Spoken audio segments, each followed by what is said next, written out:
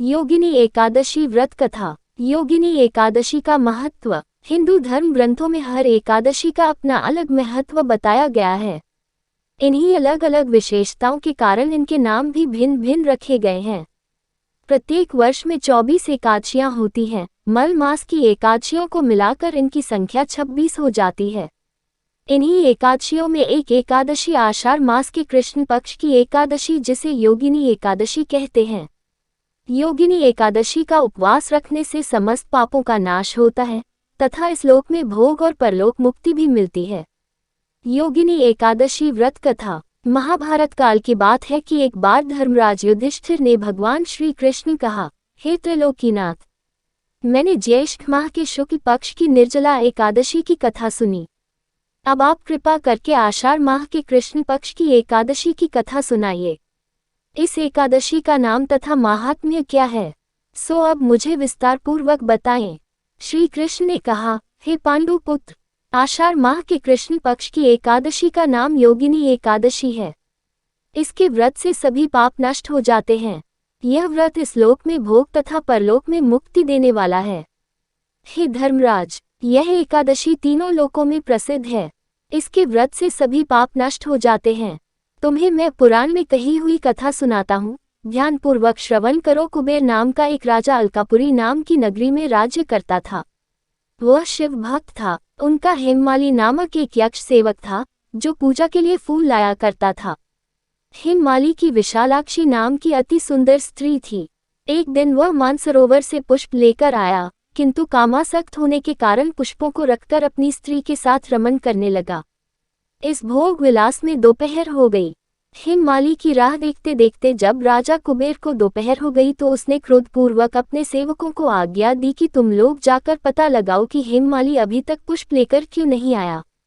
जब सेवकों ने उसका पता लगा लिया तो राजा के पास जाकर बताया, हे राजन, वह हेममाली अपनी स्त्री के साथ रमन कर रहा है।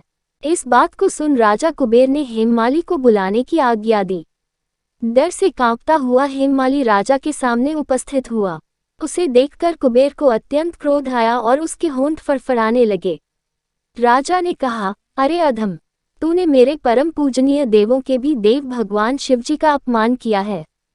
मैं तुझे श्राप देता हूँ कि तू स्त्री के वियोग में तड़पे और मृत्युलोक में जाकर कोढ़ी का जीवन व्यतीत करे। कुबेर के श्राप से वह तत्क्षण स्वर्ग से पृथ्वी पर आ गिरा और कोढ़ी हो गया। उसकी स्त्री भी उससे बिछड़ गई। मृत्युलोक में आकर उसने अनेक भयंकर कष्ट भोगे, किंतु शिव की कृपा से उसकी बुद्धि मलिन न हुई और उसे पूर्व जन्म की भी सुध रही। अनेक कष्टों को भोगता हुआ तथा अपने पूर्व जन्म के कुकर्मों को याद करता हुआ वह हिमालय पर्वत की तरफ चल पड़ा। चलते चलते वह मार्कंडेय ऋषि के आश्रम में जा पहुंचा। वह ऋषि अत्यंत वृद्ध तपस्वी थे।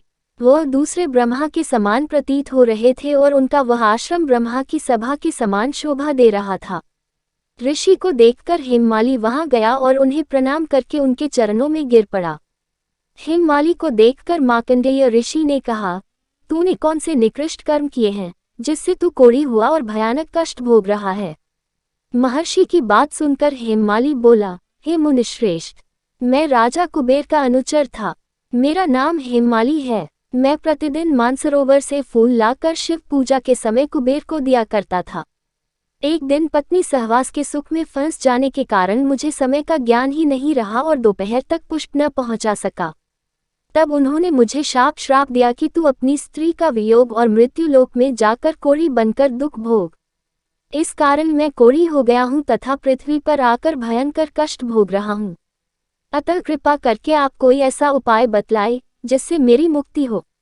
मार्कंडेय ऋषि ने कहा, हे हेममाली, तूने मेरे सम्मुख सत्य वचन कहे हैं, इसलिए मैं तेरे उद्धार के लिए एक व्रत बताता हूँ। यदि तू आषाढ़ माह के कृष्ण पक्ष की योगिनी नामक एकादशी का विधानपूर्वक व्रत करेगा तो तेरे सभी पाप नष्ट हो जाएंगे। महर्षि के वचन सुन हेममाली अति प्रसन्न हुआ और उनके वचनों के अनुसार योगिनी एकादशी का विधानपूर्वक व्रत करने लगा। इस व्रत के प्रभाव से अपने पुराने स्वरूप में आ गया और अपनी स्त्री के साथ सुखपूर्वक रहने लगा।